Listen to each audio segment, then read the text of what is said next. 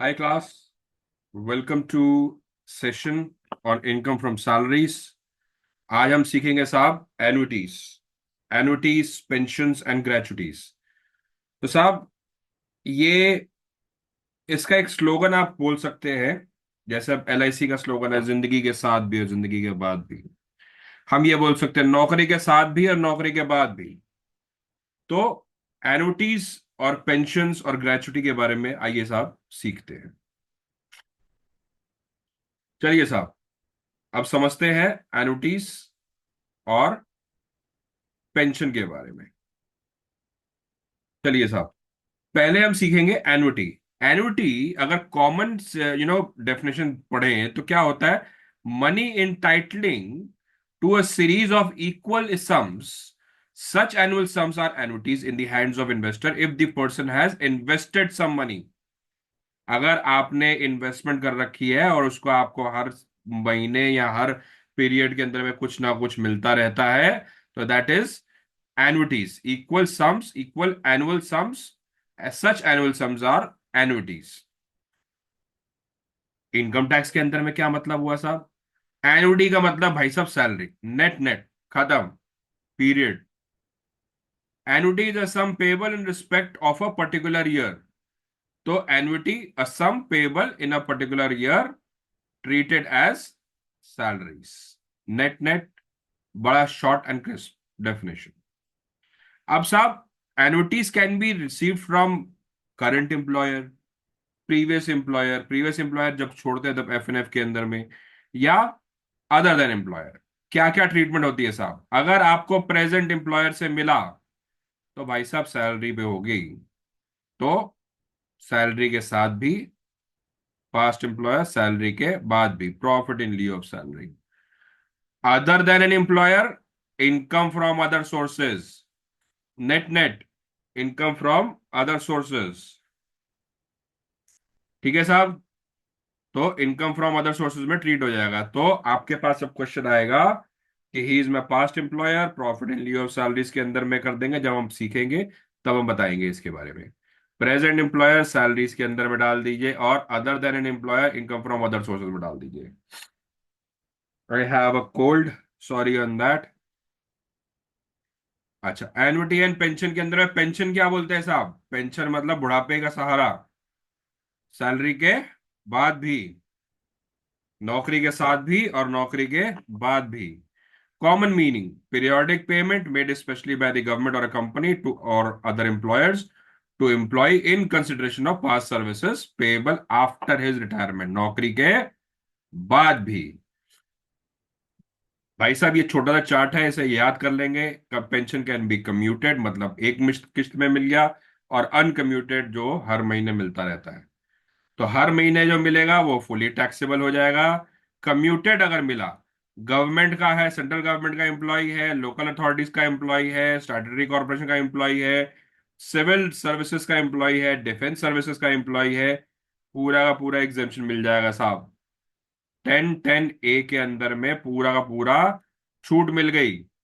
अगर आप private sector में काम कर रहे हैं और आप ग्रेचुटी में कवर्ड हैं, इस रिसिप्ट ऑफ ग्रेचुटी, आप ग्रेचुटी भी ले रहे हैं, तो ये फॉर्मूला आप याद रखिएगा।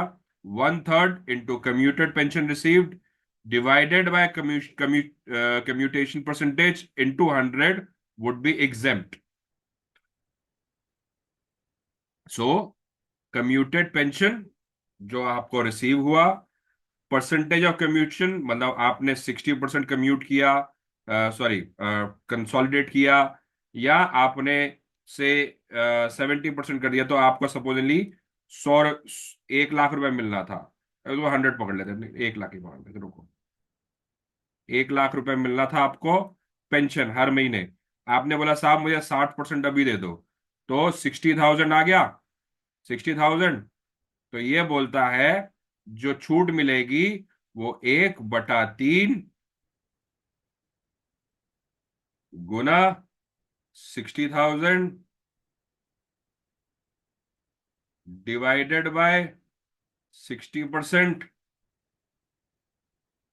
ठीक है, is equal to 1/3 into 1 lakh is equal to 33,333 रुपए आपको छूट मिल जाएंगे। If employ does not receive again gratuity, ये 1/3 इज इक्वल टू 1/2 हो जाएगा, तो यहां पे आपको 50,000 रुपये मिल जाएंगे। Very plain and simple terms. आगे चले साहब। Exemption under 1010A in respect of community pension is available to an assessee irrespective of the regime। मतलब आपको न्यू रिजीम में भी ये मिलेगा और ओल्ड रिजीम में भी ये मिलेगा। तो दोनों केसेस के अंदर में आपको ये जो टेबल है ये एप्लीकेबल हो जाएगा। आइए साहब ग्रेचुटी समझते हैं। अभी तक मेरे हिसाब से अगर कोई क्वेश्चन हो तो आप प्लीज मुझे बताइए कमेंट बॉक्स में लिख करके। Gratuity. It is a voluntary payment made by an employer in appreciation of services rendered by employee। मतलब मतलब मतलब जो पेमेंट हमारी ग्रेचुटी जो होती है, हम हर महीने बोलते हैं कि कुछ एक एक्स परसेंटेज होती है, वो हम लोग ग्रेचुटी के नाम पे बोलते हैं कि आपकी सीटीसी में जुड़ गई। सो अगर आप अपनी अपनी सैलरी स्लिप देखेंगे तो उसमें एक ग्रेचुटी आएगा से 2,500 पर मंथ। ये एक ग्रेचुटी फंड में ये लोग डाल देते हैं, जो कि बाद में जब आप ग्रेचुटी लेने जाते हैं, अब 5 साल तक अगर आपने काम कर लिया बहुत बढ़िया, सब 5 साल से ऊपर जैसे ही काम करने लगेंगे आप ग्रेचुटी के लिए एप्लीकेबल हो जाएंगे। और ये आपको 2,500 मल्टीप्लाई बाय 12 × 5 नहीं होता भाई, फॉर्मूला अलग है, आप ये समझ के चलो। तो 2,500 आपका कट वो सीटीसी का पार्ट तो है, बट आपको मिलेगा दूसरे फॉर्मूले से। ठीक है। तो it is a voluntary payment made by an employer in appreciation, यानी कि आपकी आपने इतने साल काम किया कंपनी के साथ, आप छोड़ के नहीं गए कंपनी को, आपने कंपनी को अपनी सर्विसेज रेंडर की है, उस केस में ये ग्रेचुटी आपको मिलेगी। अच्छा, पेमेंट ऑफ ग्रेचुटी एक्ट 1972, ये एक एक्ट बनाया गया था 1972 के अंदर में। क्या बनाया गया था? Statutory recognition of the concept of gratuity. ये जो वॉलंटरी जो कॉन्सेप्ट था, इसको एक स्टैट्यूटरी रिकॉग्निशन दी गई। Almost all employers enter into an agreement with the employees to pay gratuity. तो आज की डेट में आप अगर अपने ऑफर लेटर्स देखेंगे, या आप अपने क्लाइंट के ऑफर लेटर्स देखेंगे, तो उसमें लिखा होगा कि आपको इतने साल काम करने पे आपकी ग्रेचुटी एप्लीकेबल हो जाएगी। It is usually after 5 years of service that your gratuity gets applicable। ठीक है साहब, क्वेश्चंस यहां तक please right in the comment box. अब थोड़ा सा आप ना इसको पढ़ना और इसको भी जेब में रखना। जब मैं नेक्स्ट स्लाइड पे जाऊंगा तो मैं आपको ये बताऊंगा कि इन सब का मतलब क्या है। For the purpose of understanding gratuity not covered under Payment of Gratuity Act, it includes any death cum retirement gratuity received by an employee on his retirement or on his becoming incapacitated prior to such retirement। यानी कि आपको आपने 60 साल तक काम करना है साहब, 60 साल से पहले आपको कुछ ऐसा हो गया कि आप इनकैपेसिटेटेड हो गए, तो आपको ये पेमेंट ऑफ ग्रेचुटी के अंदर में आप कवर्ड हो जाओगे of his retirement or becoming incapacitated prior to such retirement। ठीक है। और on his termination, or any gratuity received by his widow, children or dependents on his death। मतलब भगवान ना करे अगर कुछ हो गया तो ये ग्रेचुटी एक इंश्योरेंस का काम भी करती है साहब। ठीक है। For the purpose of gratuity payment, covered under payment of gratuities act. Payment of gratuities act के अंदर में जो कवर्ड है, अगर कवर्ड है तो उसके अंदर में सैलरी का मतलब क्या है? Basic plus DA. Simple, basic plus DA. DA मतलब डियरनेस अलाउंस। और number of days in a month will be 26 days. क्यों साहब? 30 दिन का महीना, 4 Sundays is equal to 26 working days. Sir 2-2 Saturday तो छुट्टी होती है, बट यहां नहीं होती। पेमेंट ऑफ ग्रेचुइटीज के अंदर में कंसिडर करने के लिए हम 26 दिन ही कंसिडर करते हैं। For the purpose of gratuity payment not covered under payment of gratuities act. Salary का मतलब salary plus DA if it is provided in the terms of employment for retirement benefits. मतलब अगर वो लिखा हो कि रिटायरमेंट बेनिफिट्स को consider करने के लिए आप इसको डीए को कंसिडर करिए, तो ही ये चलाएंगे हम। Forming part of salary and commission, मतलब सैलरी प्लस डीए और ये plus commission which is expressed as a fix percentage of turnover. याद करिए साहब, पिछली क्लास में हम किसमें किया था हमने ये काम जी। तो basic plus DA plus commission हमारा ये कैलकुलेट करने के लिए काम आया था।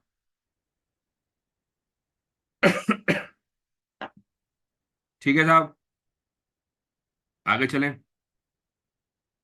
अब ये टेबल थोड़ा सा साहब देखिएगा।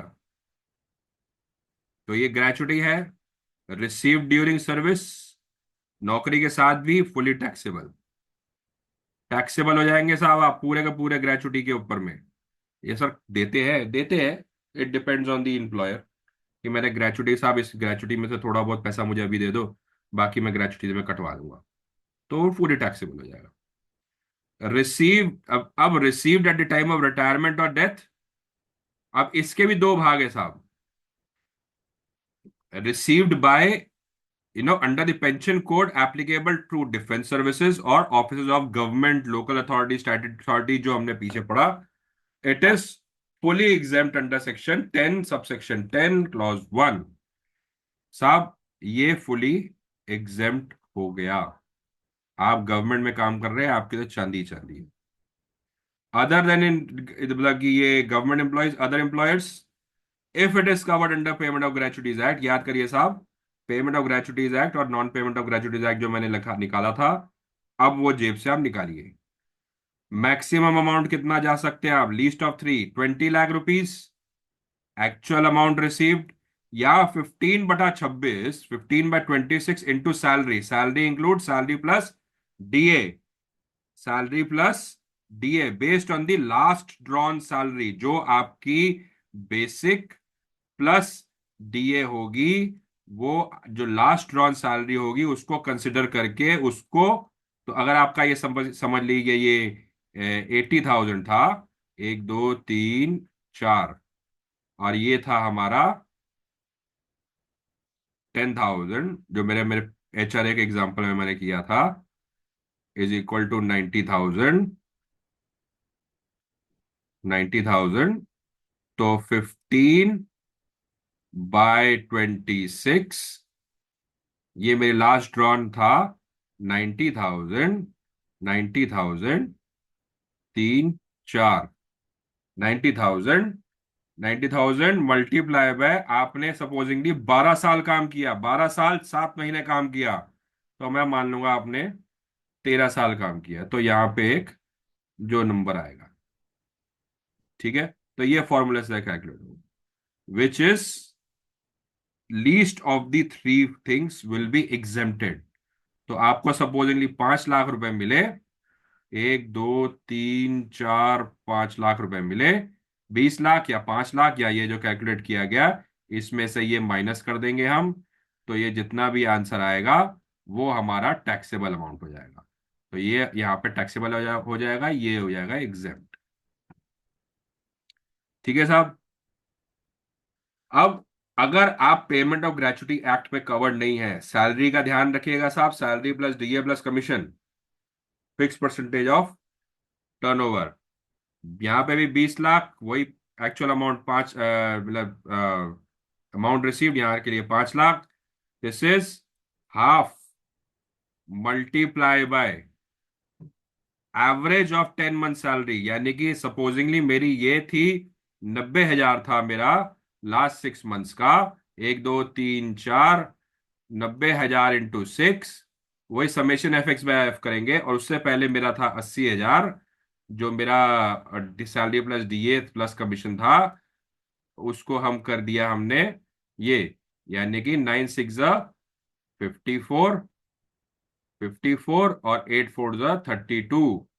तो कितना आया साहब? 6 और 86। तो 86,000 मेरा